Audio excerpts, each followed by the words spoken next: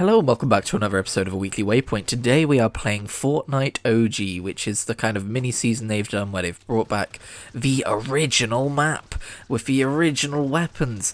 And we're just going to ignore the first, I guess, 10 seasons that came before it. I didn't play a whole lot of Chapter 1, actually. I dabbled, and I'm certainly very familiar with the island, so I don't know how much the island changed over the course of seasons and chapters by the time I got back into it.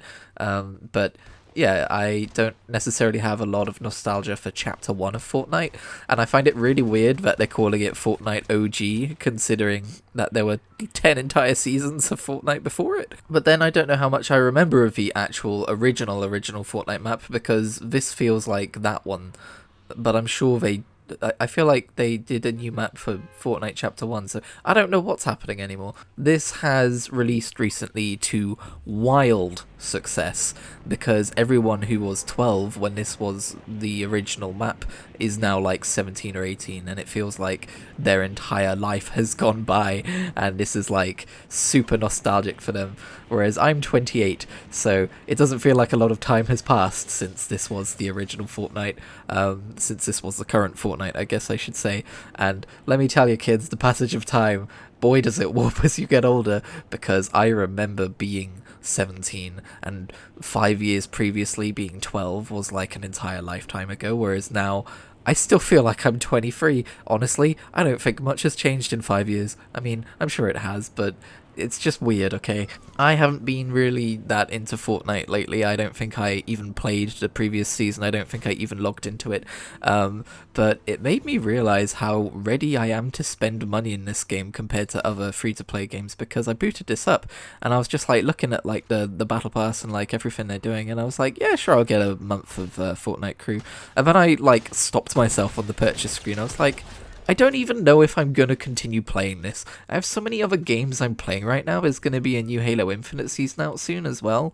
I'm super deep into World of Warcraft right now. I don't know if I'm even going to progress through this damn battle pass, so why am I buying it? So I actually stopped myself. I might still get it later on if Reese and Molly decide to play, but, you know, I don't know.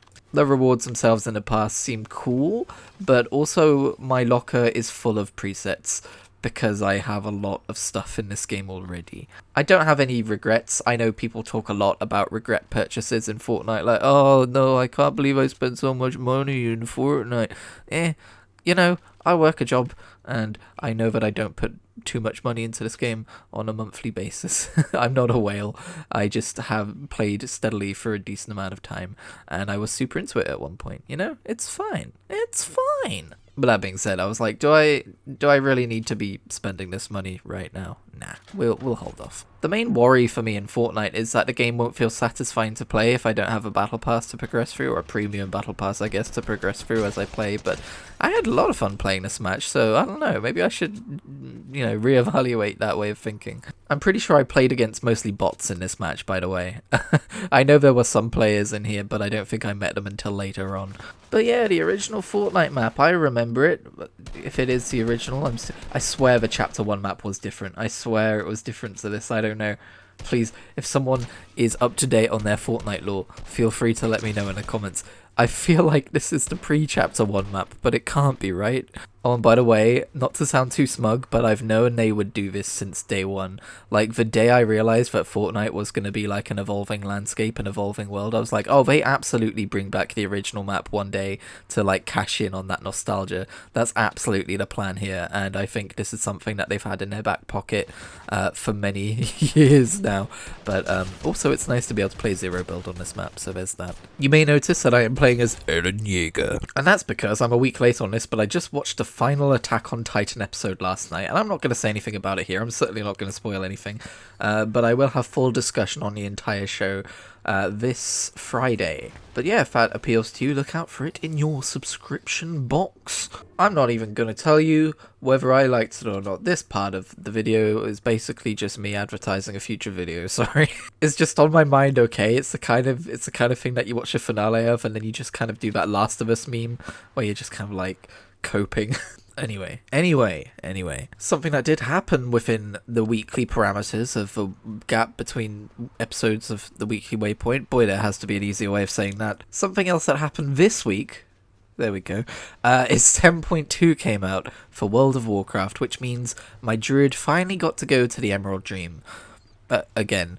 But this time it's not a raid, it's a zone, and this time it's not all corrupted, it's just a little bit on fire. I'm actually surprised how not on fire it is, given that the big threat of the whole story patch is people setting the Emerald Dream on fire, or at least a single part of it on fire. How much do I give away? I feel like spoilers are kind of fair game for WoW, based on how they do their storytelling, but I'm not gonna give too much away anyway. So I didn't really take part in patch 10.1. I got to Zaralek, the underground cavern zone, and then I stopped playing WoW, and then I came back to playing WoW a week before 10.2 launched, so the only 10.1 I've really experienced is the story.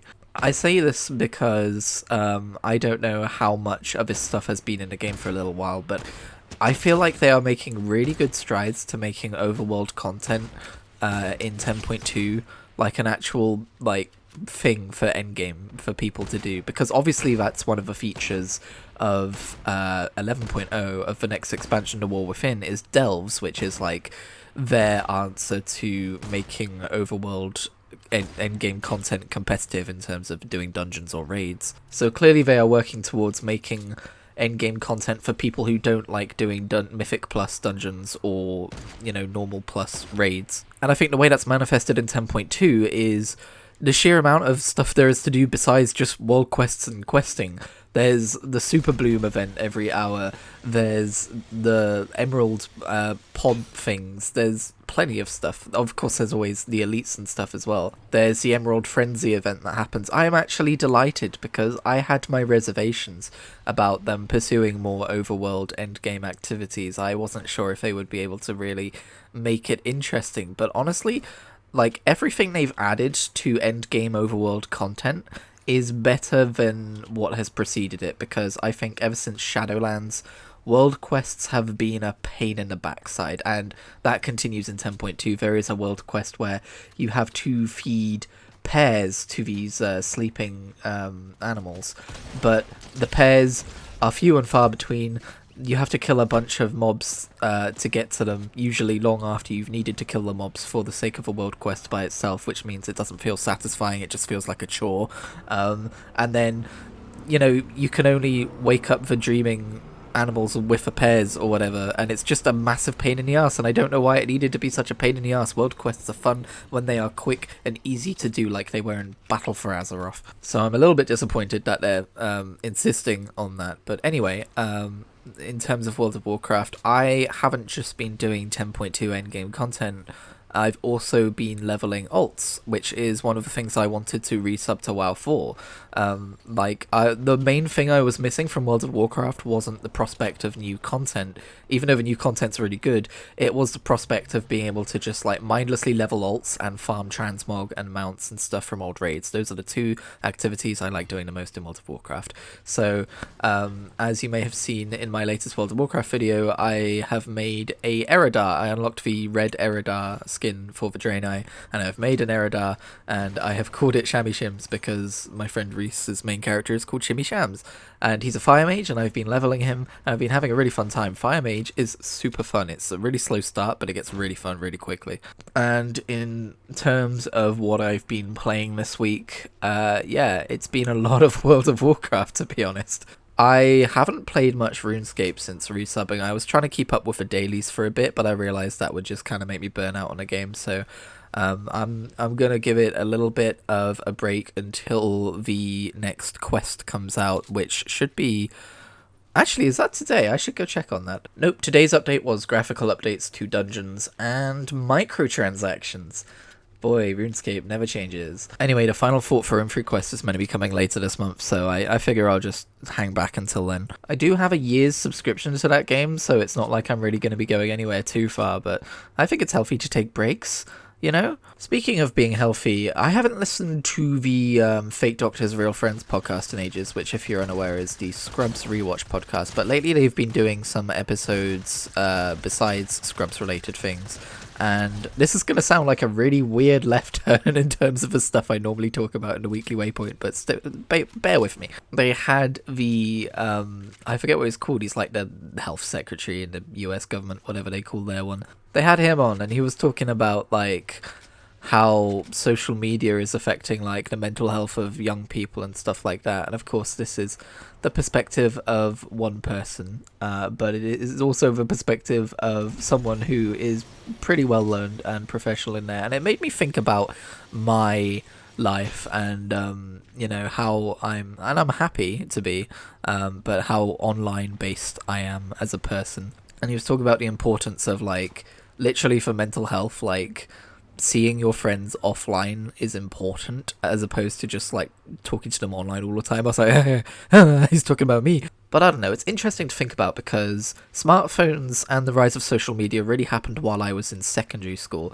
So I'm very much like on the cusp of having been affected by it, but also like this shit wasn't around when I was in primary school. So, when I was a little kid, I still like went out into the neighborhood with my friends and played in the road and stuff, which doesn't really happen these days. And I was thinking about if I was a parent, how would I treat my kid with social media and stuff like that?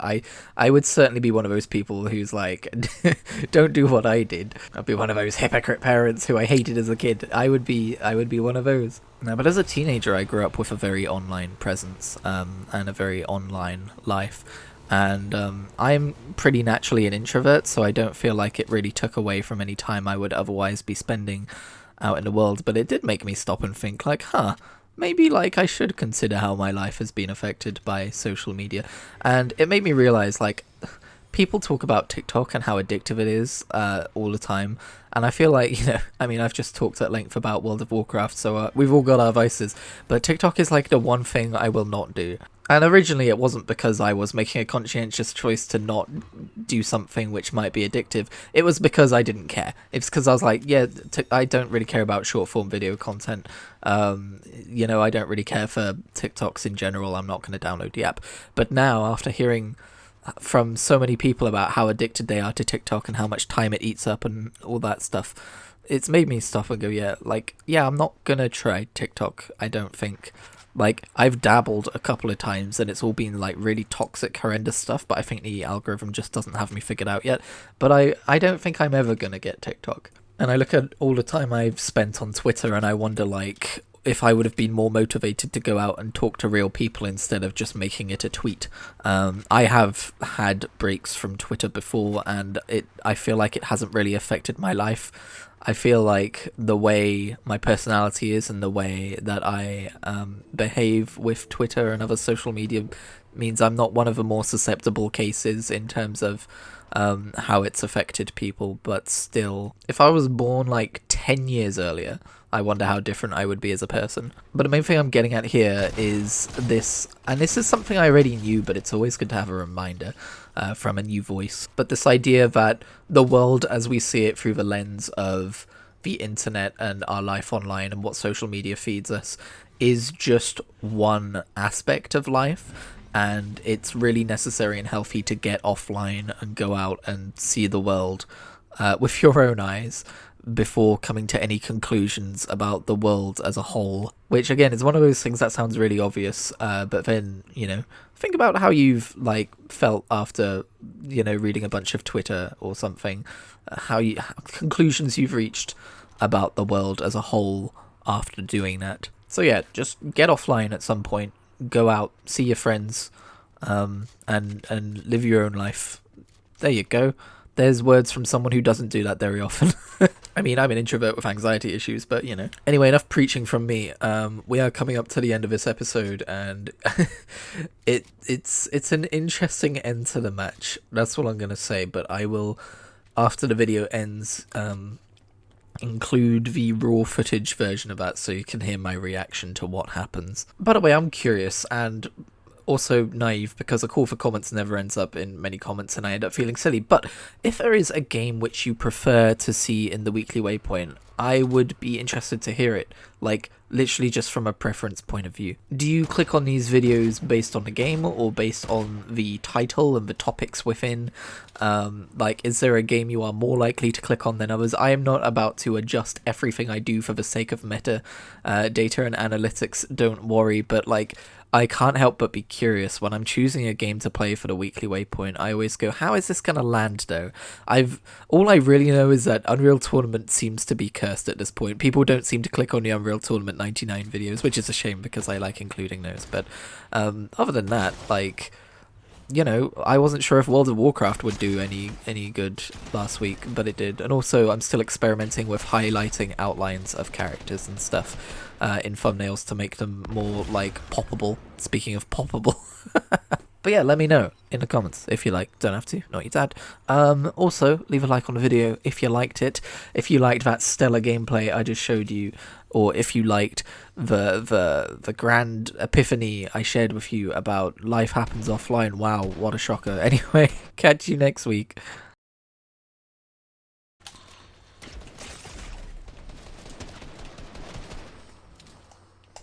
Whoops. Shit.